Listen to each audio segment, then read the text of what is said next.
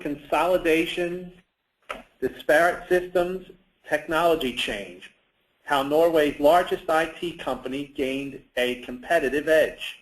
Today's webinar is brought to you by HP. Next slide, please. And I am your host. My name is Mark Herbert. I am a local Vivid chapter leader in Arizona. I'm also the HP Software Special Interest Group leader for Vivid, as well as a member of the Vivid Board of Directors, currently the Education Chair. Next slide. And we're thrilled to have with us today, joining us to present, Jeanette Jacobs. Jeanette works for the HP Software Education Department. She is the EMEA Business Development Manager for HP Software Education. And so we're looking forward to hearing what she has to share with us today. Just a couple of housekeeping items to talk about. Next slide.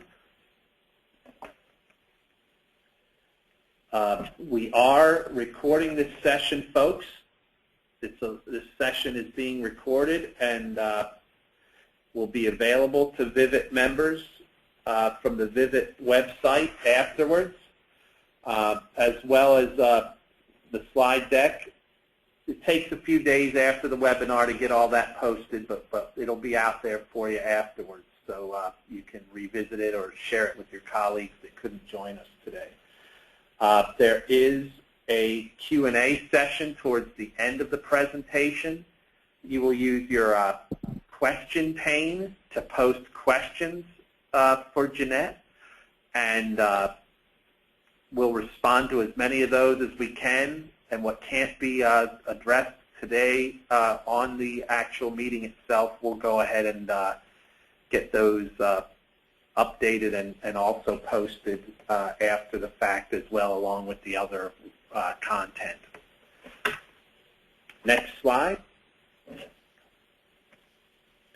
For those of you that are new to the webinars through Vivid, you'll notice that they're in your docking station there for the control panel. In the lower part of the Go to Webinar screen, there's a questions frame there, and that's where you can go ahead and post your responses to polling questions or the questions you might have for the presenter later, for Jeanette later on in the event.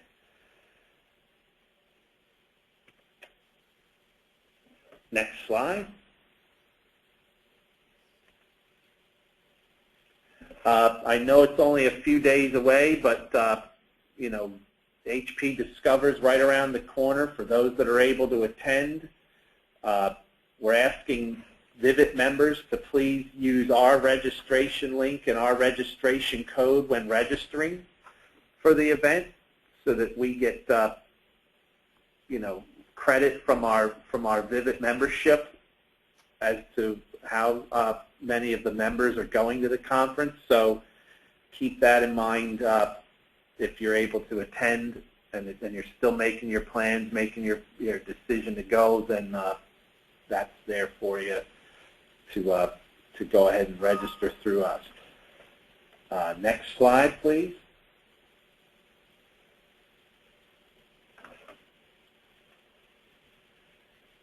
And again, these will be made available later, but there is a Vivid HP, or excuse me, an HP IT experts community. There's a bunch of forums, blogs, upcoming events to register for, and there's also a place to register for a monthly newsletter. I subscribe to that. It's a lot of good information, keeps you in the loop on the HP IT experts. And in fact, in the subject areas that you might be interested in, there's also online expert days. In my case, I get notifications when there's ALM related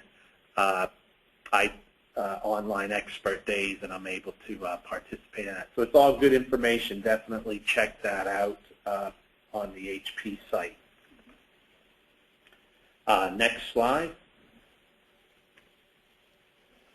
Okay, so now that the housekeeping and the introductions and some other little items are taken care of, it's my pleasure to turn the presentation over to Jeanette, and she's going to give us a lot of great information here. So Jeanette, take it away.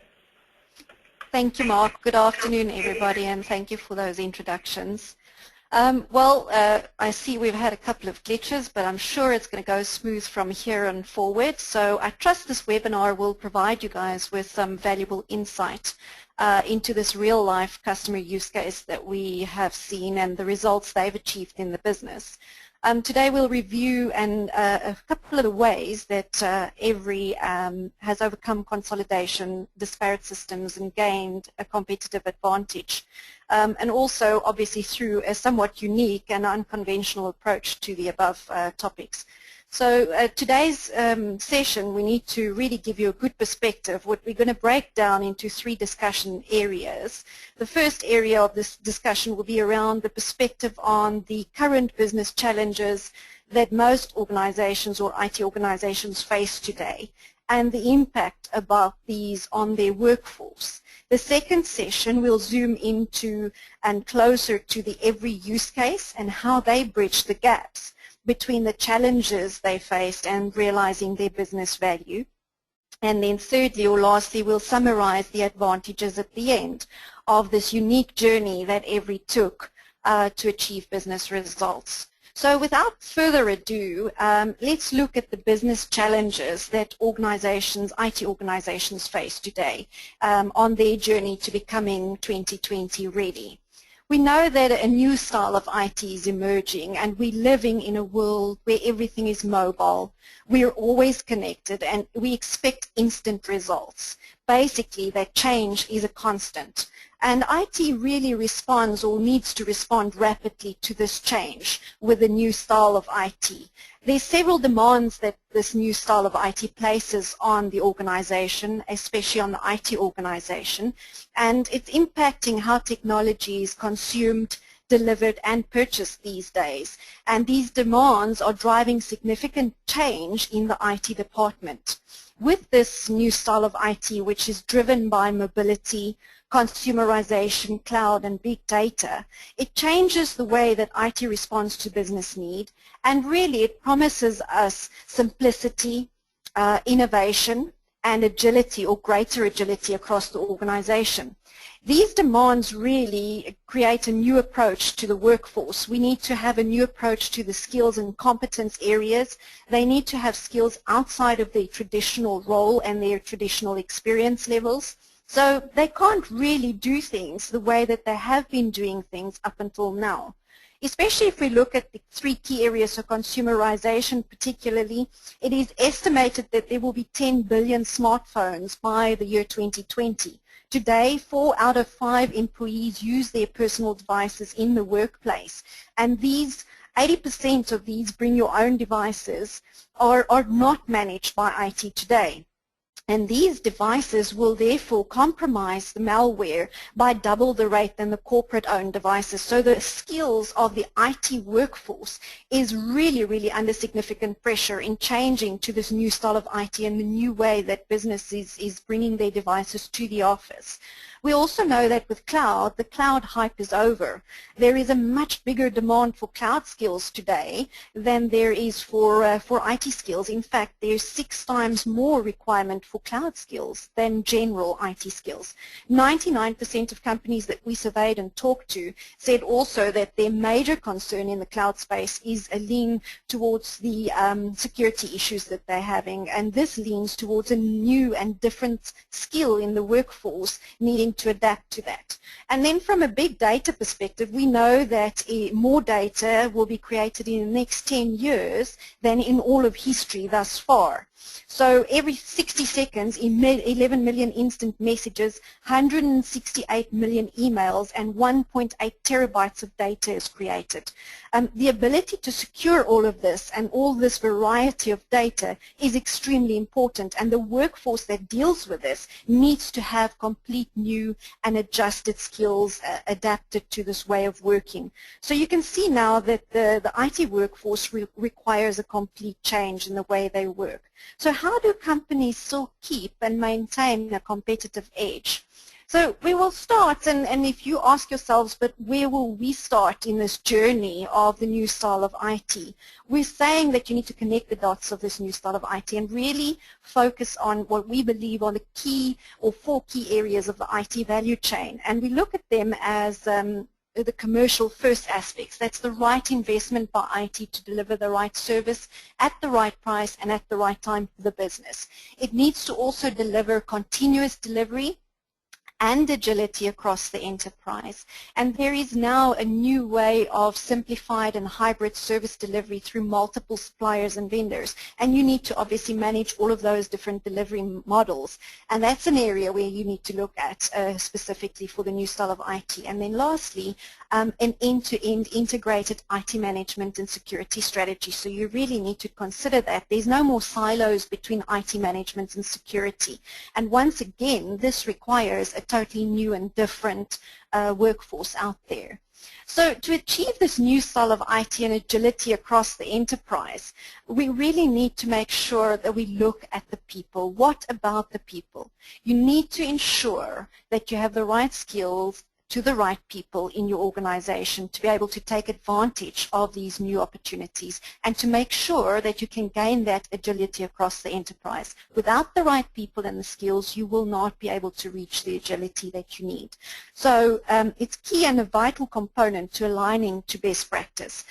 We also see that COVID-5 suggests in their enterprise enablers that people, competence, and skills are a vital component of best practice, and it's absolutely critical to driving the business value in the future. So running this new style of IT requires new skills, attitudes, and behaviors, and they must address user-specific business needs. We've seen that it must keep pace with the rates of change. Therefore, we need to deliver a proactive enablement to the people in your organization, addressing their various different roles or their many different roles and experience levels. And we need to offer a variety of content and a variety of different delivery methods to the people. So we know that, therefore, if you can improve your competence levels of your people, you will be able to meet the challenges of this new style of IT and face them head on. And therefore, when you achieve excellence in your people, your business will definitely realize reduced cost. You will reduce the risk to your business. You will be able to see the return on investment of your software investment in your business. And lastly, but very, very importantly to us, is once your people are at the right skills and excellence levels to be able to drive this agility, they will be able to become innovative. They will be able to be creative, innovative, and therefore they will drive differentiation and become competitive in the market for your business. So the new style of IT with it brings new business challenges, and the key thing about the new business challenges is that it's all about adoption. And adoption typically means change to the business. For us, this is really, really important because if you look at today's business world, defining a business process, that's a tick in the box, that's easy. Deploying the new solutions in the business, well, that's also pretty easy today. With the right vendor, selecting the right technology, that's also easy. Another tick in the box. The really, really hard thing for businesses to do today is driving end-user adoption and making sure that you enable your people to embrace the new measures, the new processes in the business, and exploiting that new software technology to its fullest capacity so that they can deliver and drive business results for you. So really, it's all about the people and focusing on the adoption and going through that process of change to the business. So how do we achieve competence and excellence and adoption? And we've basically said that one-size education doesn't work anymore. Education cannot be reactive and disjointed or one-time only and delivered only in one way.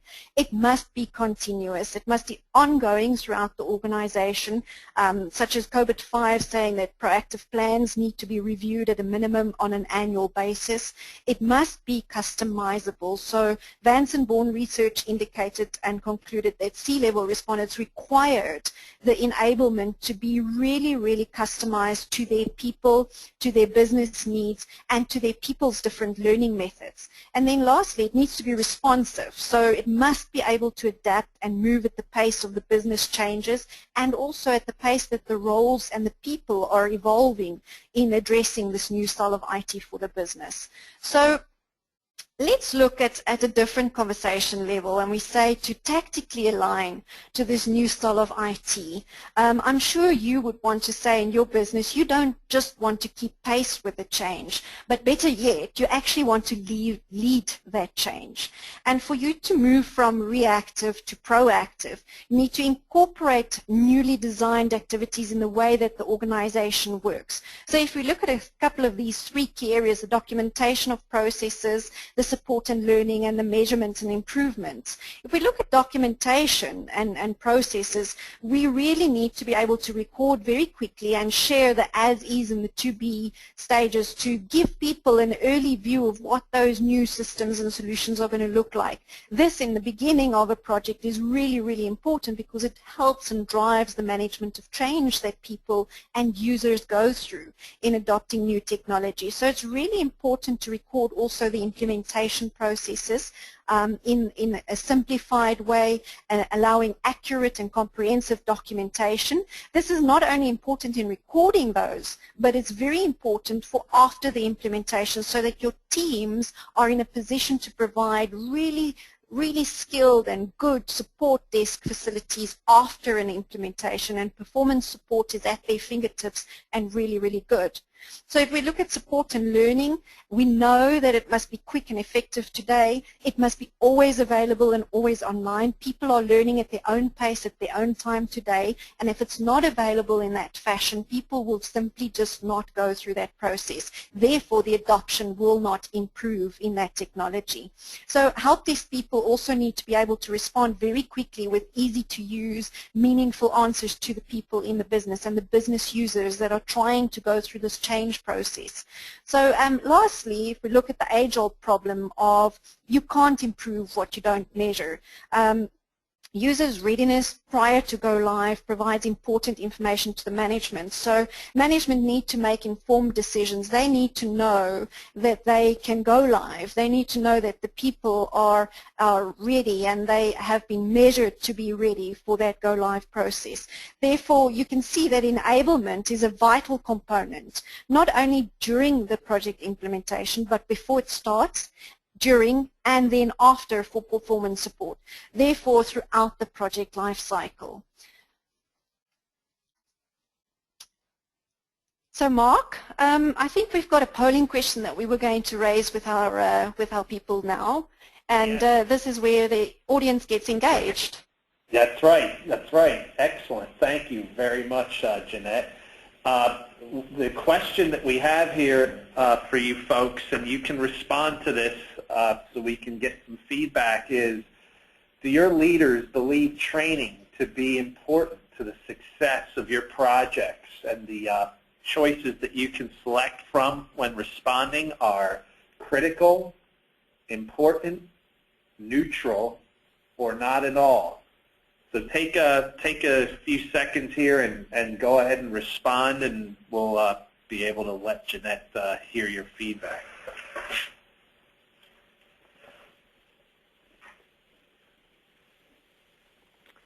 So the votes are coming in, and we will share the results here in just a couple more seconds. Okay, here's the results. All right, great. Thank you, Stephanie. Okay, folks, so the results, as it turns out, again, do your leaders believe training to be important to the success of projects? The leading response was important at 56%. The next biggest response we received was the critical at 22%, followed by neutral, 17%, and then lastly, not at all, 6%. So it looks like, for the most part, everybody finds it to be at least important, but not so much critical. So that's the polling responses, Jeanette. Great stuff. Thank you, Mark. That is really, really interesting. In fact, it's actually very encouraging for me to see the results and hear the results from you guys out there. It actually resonates with what we've seen in the field with some of the institutions we've worked with, such as Vance & Bourne Research and the IDC. In fact, we've seen that 80% of IT managers through IDC have said to us that it is very important for them and for their project success to ensure that enablement happens. And then we've also seen with Vance & Bourne that 70% of a project success really is dependent on the user's adoption, and adoption equates to or directly relates to training, and therefore they've said that it is critical to the success of a project. So thank you for your feedback there. It really resonates with what we've seen, and it's really encouraging that you guys also agree with what we have seen. So if we go and look at some of the typical enablement challenges, we've now looked at the new style of IT and some of the business challenges and what the future holds and what the challenges are in the workforce. We're now looking at some of the typical enablement challenges that business are facing. And really some of these are scary, but they also can be addressed, and we'll look at how Every did that a bit later. So from an adoption perspective, technology is not being adopted, and that adoption is not improving. In fact, in November 2013, we saw that 42% of software across the globe is not being used effectively. So that really a challenge for businesses, and as we've said, that CIOs and C-level people are putting that as a priority on their list now to focus upon. We're also seeing that the workforce is simply not keeping pace with the rate of change in technology. I mean, you and I, we can all resonate with that, we can all feel with that, because we see that learning on a day-to-day basis, all the new things that are pushed down from our IT and our business, and learning new systems, just keeping pace with that as well as our day jobs and keeping the lights on, that's really hard today. Integrated systems put more and more of a burden on the workforce to learn outside of their comfort zones. We've seen that with the discussion earlier on the new style of IT. So absolutely one of the enablement challenges of today. So from a timing perspective, so despite the expensive time spent away from jobs, learning and training participants going to online classrooms and classroom enablement, the people have just not reached the expected level of competency, and that's simply because it equates to that rate of change in the business and the pace and keeping pace with that. But also the lack of time to enable and people having to do it in their own time is creating some of those challenges for the businesses.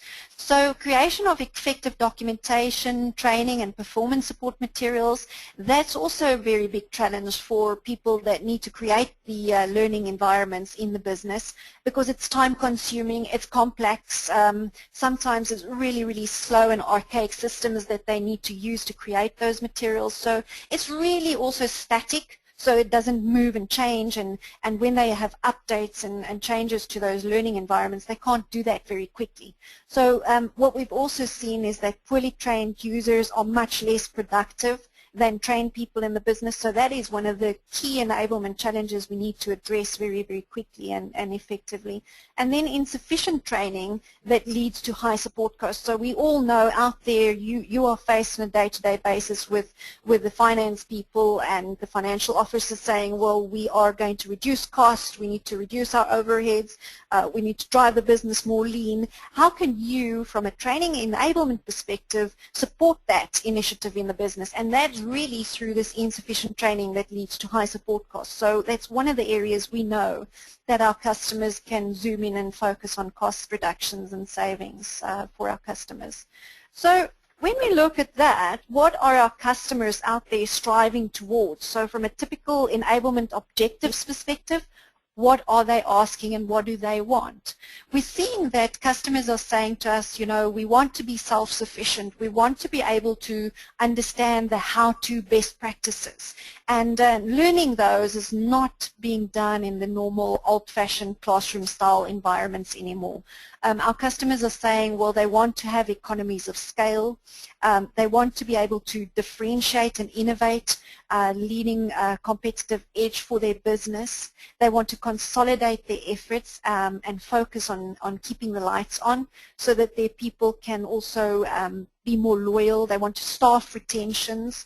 How do you also achieve this with securing the investment in your people? You're investing in enablement, you're investing in training. How do you retain their loyalty to the business?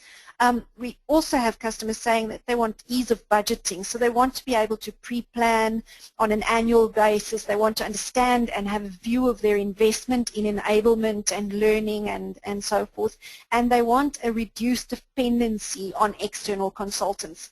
So we've looked at all of these, and some of the customers out there have shared how they have been able to achieve this, and as we go forward, we will share with you what Every did. So before we get into the details of how Every and AHP solutions help to drive adoption, let's talk about how making small investments in adoption can lead to enormous business benefits or returns for customers. And we know that the return on investment is directly related to the speed of adoption and particularly the proficiency of users in the business. So studies show that there is definite spike in support desk calls straight after go live. And with poorly trained users requiring 6 times more support than trained ones, you can definitely reduce the enablement overheads and the support calls after go live by reducing costs and training your people in a better way. So if we look at who doesn't want to have users that are more proficient, we know that if you focus on invest in enablement, that your people will be able to focus on critical tasks and that they will be effective and more effective on their day-to-day jobs. So if we look at decreasing risks, I'm sure you would agree that we all strive for decreased risk in the business. Professionally trained users make 50% less errors. This really has a positive knock-on effect when you look at enablement, because for the business you will therefore see reduced errors, you will see reduced project risk when you have implementations, and ultimately you will see reduced project costs. So at the end of the day, increased user adoption drives a lot of investment in your business for you. So now we're at the stage where we can look at the second discussion area for today's session, and we've talked about the business challenges faced by most IT organizations and the new style of IT. Let's look now at how Every bridged the gap between their challenges and what their business objectives were and how they were able to gain a competitive advantage. So for that, we need to probably understand and share with you who is Every, who are they? Well, Every is Norway's largest IT company today. They are one of the leading IT organizations in the Nordics region, and they pride themselves in a company that brings information to life for their customers. They recently went through one of the largest Nordic IT mergers with a number of companies merging together, and this created a tremendous challenges for them to face, and today we'll cover some of those as we go through. But many of the customers in the Nordics region, or in Norway especially, use the Every organization services on a daily basis without knowing it. So from a general public perspective, for instance, in the healthcare services, Every as an organization is part of that delivery chain, from running the core hospital systems to providing electronic prescriptions for patients. Every also in a public service, paying online for your purchases with credit cards, etc. So Every as an organization does the validation of the card processing and also the fraud prevention systems that monitor those transactions. And then if you look at another really key area that they work with the government in is in parliamentary voting. and in the elections, every business services that they offer to their customers in this area monitors and drives the results of the Norwegian voting and parliamentary systems. So that is who EVRI is. Let's look now at some of the organizational environmental challenges that EVRI faced when they went through this major merger of the two largest IT companies in the Nordics region. They really had complex environments and many different disparate systems. They had more than 30,000 virtual and physical servers that they needed to consolidate. The key thing is that they had over 10,000 end users in the business in 50 different locations. And for them, this consolidation of the technology and the teams were really challenging to manage. And they needed to look at how they would drive that in a much better and more effective way. So they needed also to look at these different businesses that they were merging. There were different teams. They had 5 different service desks that they needed to consolidate into one service desk. And obviously, working with HP Software Solutions, they selected to go with the IT service management solution, which they had. And the technology and the organizational change that they went through was therefore very big and complex for them to manage. And in addition to that, obviously, like with all mergers, the users were reluctant to change in the business, and they needed to understand and adhere to new standards and processes and ways of working. So that was also something that the users had to go through. And they also, on top of all of that, had implementation time constraints. So the business said, well, we've got this timeline, we've got this project timeline, we need to make sure that everybody goes through this process of change and buys into and really understands how to use the new technology, and that includes all 10,000 of those end users out there in the business. So what were the specific IT service management team challenges that they were facing because of the merger? So because of that, the IT service management team were bombarded with a constant influx of queries and people wanting to understand what and how they needed to work in this new service management environment. They could see that they needed to eliminate within their team the weakest link, and they believed that the weakest link would really be their team because they were the bottleneck. And unless they were able to look at how they could teach and enable the staff out there and the end users out there to find the answers for themselves and make it easy for people to find answers and learn and understand the new systems themselves, they were going to remain the weakest link and the bottleneck if they couldn't do that. So from an ITSM perspective, the team were using several different tools. So they were using the HP Service Management 9 solution. They were using the UCMDB solution from Hewlett-Packard from HP, and asset management, the business service monitoring systems and solutions, and obviously looking at more solutions going forward with HP. But the team in the ITSM consisted of personnel that knew every business very well. But as a team, they also needed to understand how to learn and deliver services in this new platform. So as the job of the applications management team and the IT service management team was also through this process to ensure documentation that was up to date, it was current, and it was approved and aligned to the new business processes across the whole business. And the key personnel were really, as we said, bombarded. Everybody wanted to talk to them. Everybody wanted to understand from them what they were doing and how they were driving this new change.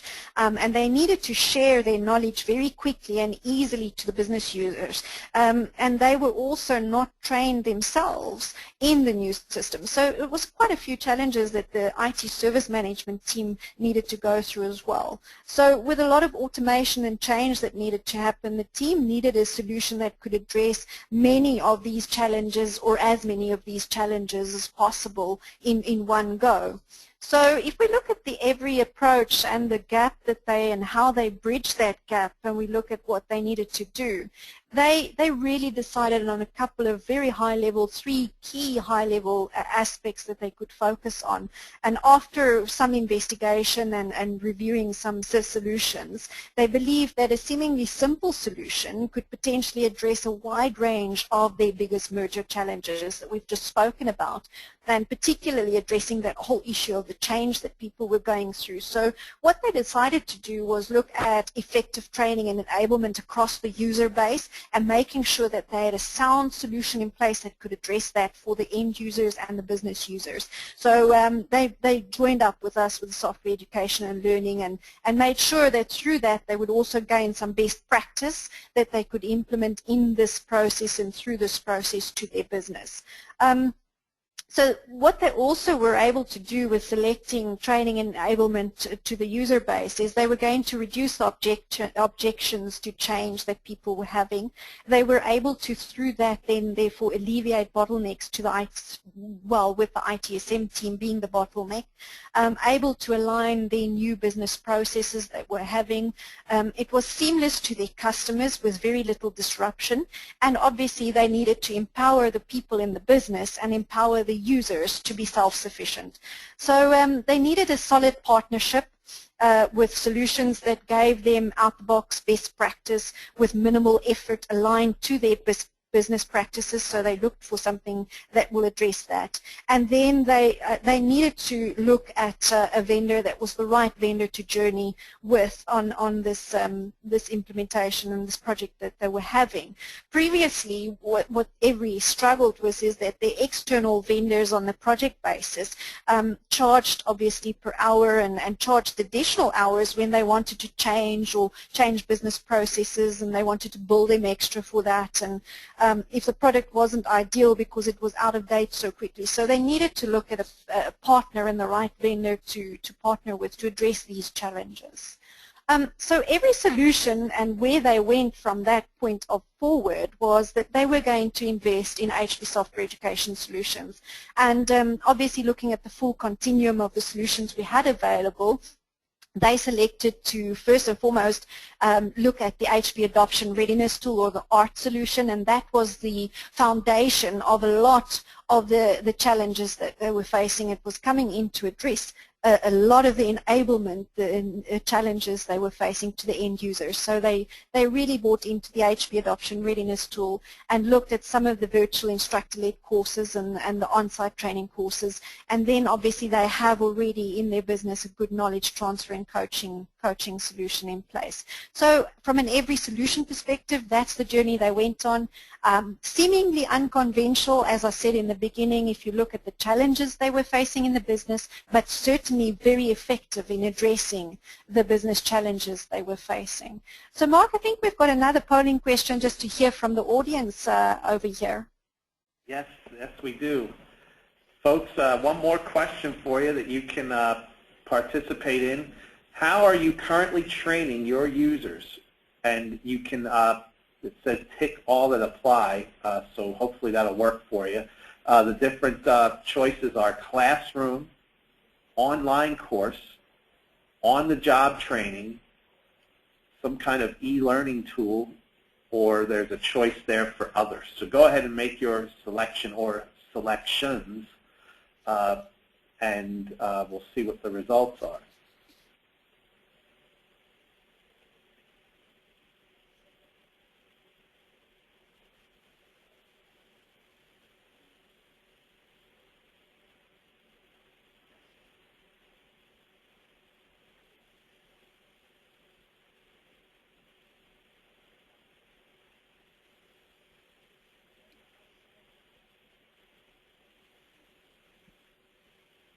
All right, here we are, folks, with the results. Again, the question was, how are you currently training your users? We have the leading response was online course at 44%, followed by on-the-job training, 25%, and then there was a tie between classroom and e-learning tool, both with 13%, and then last at 6% is other. So the leader there was the online course, followed by, hey, we'll throw you to the fire, you learn on the job. Oh, thank you, Mark. That's really interesting because I would have expected that we would see some some sort of flattening out of the answers, because we've seen across the market when we speak to customers that there is today really a very important alignment of enablement, particularly in different learning styles. So companies more and more are coming to us and saying, you know what, we want to flatten that out. We want a combination of different learning offerings, because our people learn in different ways and they retain information in different ways. So for our customers now, it's becoming, you know what, we have to have a good combination of online e-learning, classroom and on-the-job training, because all of those aspects are really, really vital in their business today, because they've got so many different generations of people in their business, people from the older generations that learn more in classroom. They've got very young Y generation people that learn in a more gaming type style and environment. So our customers are saying, you know what, we want that flattened out. We want all of the above to be included as different options, and particularly addressing the learning styles, so the auditory, the visual, the hands-on. We want all of those to be incorporated in the learning formats and styles that our people need to go through. So yeah, it's desired out there that we sort of give and provide our customers with a combination of them. So thank you for your feedback, guys. That's really, really interesting.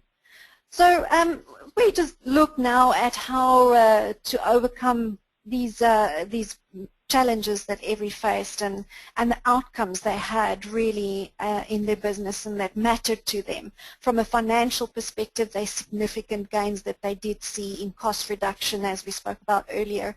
From a management perspective and an operational perspective, they also saw significant benefits. But the journey that they took in going through the and investing in the HP Adoption Readiness tool, the ART tool, with our education enablement solutions, really brought to them a couple of key things that they were able to do, where they were able to create single source documentation with multiple form output, where they were able to, with this single source creation, edit, change, and quickly and easily bring new enablement offerings and solutions to their users and their workforce.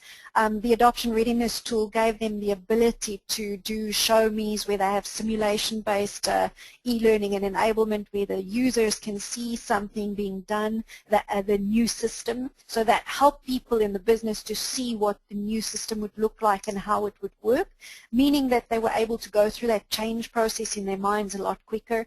They were able to try and interact, so a try me function, they were able to interact with the new system but in a safe environment. And then they were able to also quiz and test themselves, and the tests also were able to be fed back to management to say, you know what, your people have all passed the basics tests, you can really make an informed decision now to go live. So from that perspective, they also needed their people to access online courses. It had to be available anytime and anywhere to their business. They were able to achieve that with the Adoption Readiness tool, and then really focus on productivity and efficiency that they wanted to increase in their people.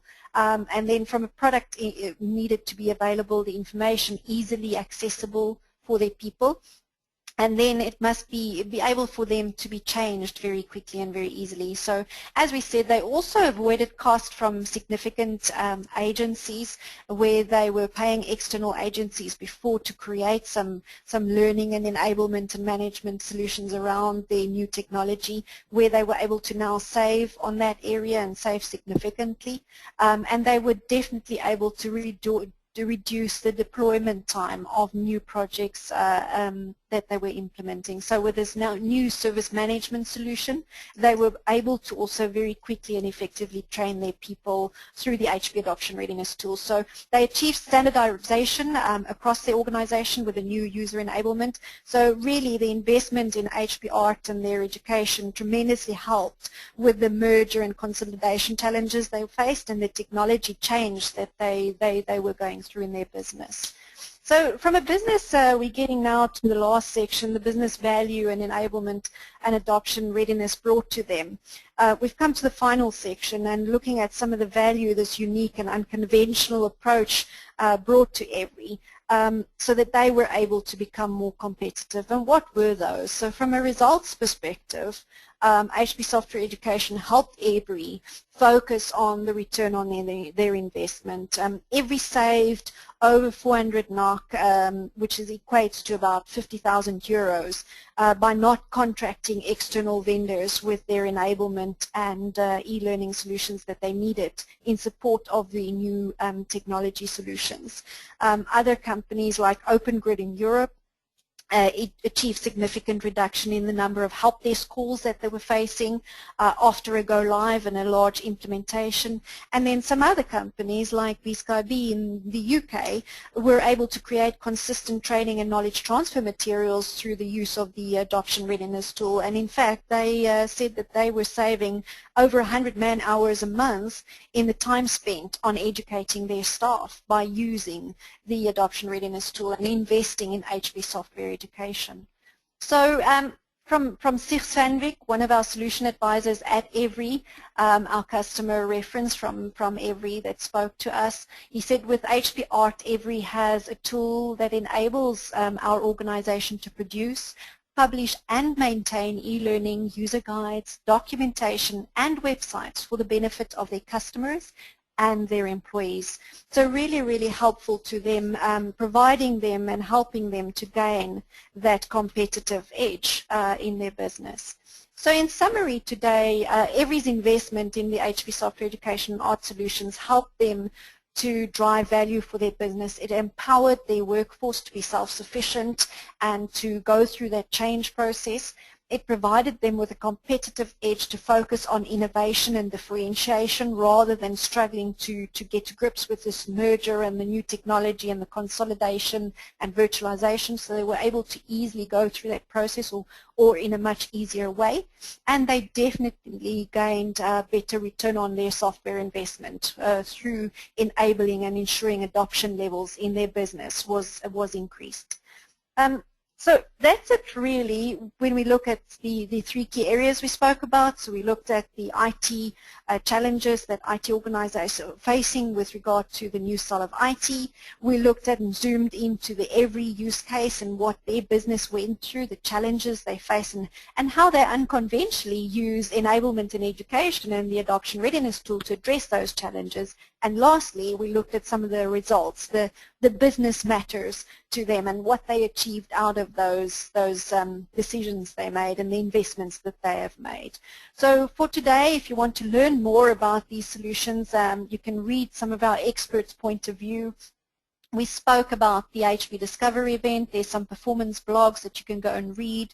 We've got Meet the Experts links. You can go to the hp.com sites, and then I've given you my my email address, and you can also follow us on Twitter. So at this stage, I think we'd like to just open up the floor and hand over with Mark's help and go through some questions that there may be in the forums and in the online system. Yes, great. Thank you, Jeanette, and very interesting and insightful and timely, for me anyway, information. Here at the company I work for, Dignity Health in Arizona, we're in the process of implementing the adoption readiness tool. We have a fair amount of the HP software solutions, and in particular, the section of them that I work with, the ALM products, application lifecycle management. We're getting ready to upgrade to a new version of that product. So we're planning to use the adoption readiness tool and the content for that to help really smooth out that upgrade process and get users ready so that those of us on the team aren't running around trying to have to conduct several training classes. Plus, it hooks in nicely to our learning platform that we have in place here so that folks can actually be quizzed and the results tracked, and we can really get a better sense of who knows the products that we support and who needs more help and in what areas. So this is all very good stuff. I for one, having seen it and worked with it a little bit here at my company, certainly recommend the ART product. But that being said, we do have a few questions. And folks, again, if you haven't already done so, please go ahead and ask any questions you care to in the questions frame there on your GoToWebinar control panel. And we'll be sure to get those addressed. But we do have a few here. First one, when should we generally plan to do training, and how do we budget for it? Wow, Mark, that's a really good question, and I think I've heard that question quite a few times in talking with our customers out there. So when should we generally do training? A lot of people traditionally, or a lot of businesses traditionally, looked at doing training only at the tail end of a project, for instance, in the end user training environment or at that phase. Today, there's a complete new approach that says when you do training, it's got to be incorporated, and enablement really has to be incorporated throughout the project life cycle. So starting before the project even kicks off with the project team, getting the project management team up and running so that they can see the as-is solution that they're going to, and they can see the to-be solution so that the project team are all on the same page. We also prescribe that people, through the kickoff process and getting the users involved in a project, that's also a good time to start showing them with the tools available what the new solution would look like. We've seen companies use very effectively the process of bringing in some enablement and learning early on so that the end users in the business, or the real super users, can give feedback to the requirements that are running, because they can actually see what the new to-be solution looks like and how it will work. So through that enablement process, they've been able to get better at management of change and getting used to that new solution. And then when we look at budgeting, the rest of the question saying, well, when, how best do we budget for that? We're working with our customers today in what we call the organizational competency plans, which pulls together an entire plan for our customers and says, you know what, aligned to what COVID-5 suggests, an annual review, we help our customers to plan annually in advance so that they can ensure they have the right skills that are constantly updated, and that they have the support for the job changes they have throughout that year. So we plan and budget with our customers annually in advance, or at least annually or 3 years in advance if we can, but mostly an annual in advance budget cycle through a comprehensive organizational competency plan. Thank you, Mark. Great, great. Another question for you here. Could we not just train our people on the job? Why is it important to formalize enablement? That's also really a good question. I mean, I know that being in the economic crisis a couple of years ago, and now coming out of economic situations across Europe, especially, companies have said to us, well, you know, do we invest? How do we invest? We want to invest.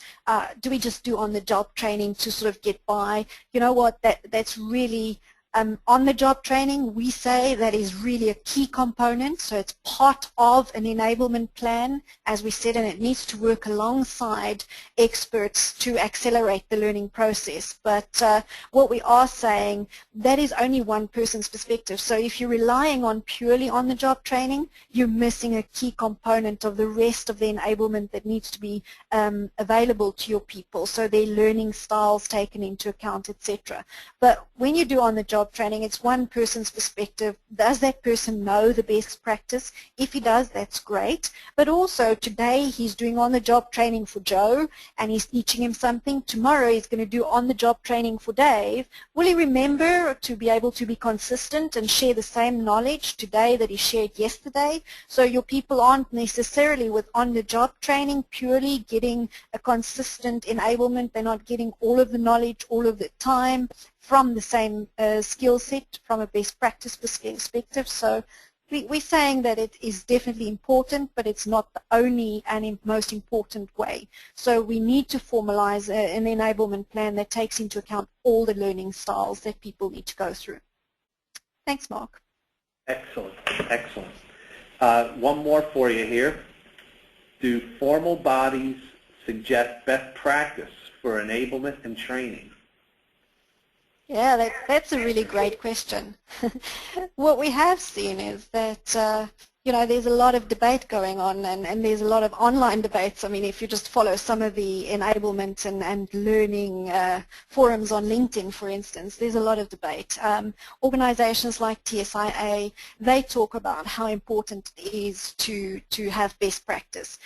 What we've also said is recently we've looked at aligning to, for instance, the COVID-5 that's been issued, and the way COVID-5 suggests that best practice is really looking at enterprise enablers, the people, the competence, and the skill. They talk about focusing on enablement and education, qualification, skills, but they also talk about best practice looking at the experience of the people, taking into the aspects of the behaviors of the people in the organization, and then having an all-encompassing plan. So yes, professional bodies out there do prescribe best practice, but they don't make it mandated, obviously. They are prescribing best practice based on experience and what out there, what they've seen works for organizations. Thank you, Mark. Great, great. I know we're just about out of time, folks, and if you want to, Jeanette, just go to that thank you slide.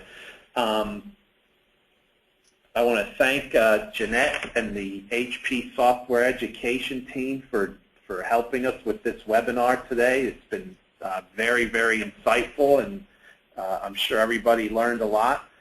So thank you for that, Jeanette and team. And thanks to you folks attending this webinar. Be sure to complete the survey after the webinar ends and opt in to receive more information from HP and from HP Software Education. Just a reminder, again, as I said earlier, that the webinar recording and the slide deck will be posted to the Vivid website. Typically takes a few days to get that all packaged up and posted, but it will get up there. And in the next few days, you'll receive an email with the links to those presentations and the content. So thank you again. For those of you going to HP Discover, don't forget to stop by the Vivid booth in the showroom. We got a lot going on, a lot of good and fun things as always. So it'll be good to meet some of the members from around the country and around the world we don't get to see all the time. And until next time, have a great rest of your day and be well. Thank you all. Signing off.